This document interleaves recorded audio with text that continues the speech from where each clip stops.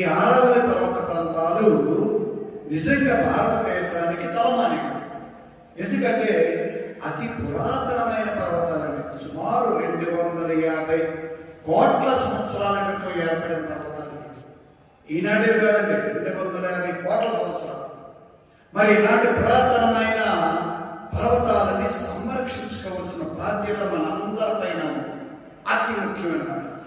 అసలు ఈ ఆరావళి పర్వతాలు సుమారుగా 4 రాష్ట్రాల్లో మనకి ఢిల్లీ, గుజరాత్, రాజస్థాన్, హర్యానా ప్రాంతంలో విస్తరించి, ముఖ్యంగా రాజస్థాన్లో ఉన్నటువంటి థార్ ఎడారి నుండి వేడిగాలు రాకుండా, అదేవిధంగా థార్ ఎడారి విస్తరించకుండా ఈ ఆరావళి పర్వతాలు ఉన్నాయి. అంటే భారతదేశం, ముఖ్యంగా ఉత్తర భారతదేశం అంతా కూడా ఒక సస్యశ్యామలంగా ఉండడానికి ఈ ఆరావళి పర్వతాలు ఎంతో ఉపయోగపడుతున్నాయి.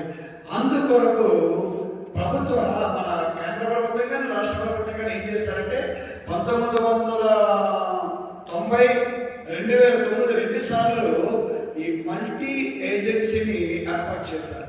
ఎందుకంటే ఆరావళి పర్వతాల యొక్క విశిష్టత దెబ్బతినకుండా, అక్కడ వన్యప్రాణులకు ఏ విధమైన హాని కలగకుండా, పర్వతాలు ఎప్పుడు నిత్యం పచ్చగా ఉండే విధంగా, ఏ విధంగా అక్రమదారులు అందులోకి చొరబడకుండా ఉండడానికి, మైనింగ్ విషయంలో అక్రమదారులు వెళ్ళి ఈ యొక్క దాని స్వరూపాన్ని పాడు చేయకుండా చేయడానికి ఏర్పాటు చేశారు.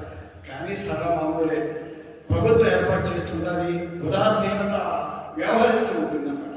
కారణం ఏంటంటే అనేక రకమైన సమస్యలు, పాలిటిక్స్ ఇలాంటివన్నీ కూడా రావడంతో ఏమవుతుందంటే తప్పనిసరిగా ఏర్పాటు చేసినవన్నీ కూడా పోతాయి అన్నమాట.